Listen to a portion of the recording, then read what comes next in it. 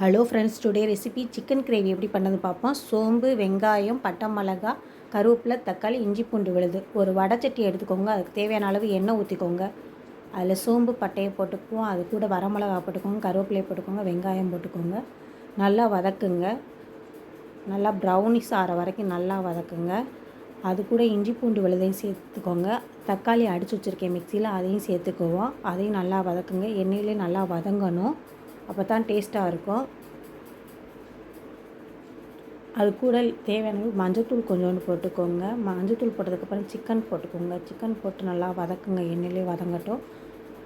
தேவையான அளவு கல் உப்பு போட்டுக்கோங்க. அதையும் நல்லா வதக்கிட்டு அது கூட மூடி போட்டு வச்சுருங்க. அதிலே தண்ணி விட்டுரும். ஒரே ஒரு ஸ்பூன் மிளகாத்தூள், அரை ஸ்பூன் சிக்கன் பவுட்ரு அது போட்டு நல்லா வதக்குங்க. அது கூட பெப்பர் கொஞ்சோண்டு சேர்த்துக்கோங்க. நல்லா வதக்கிட்டு மூடி வைங்க.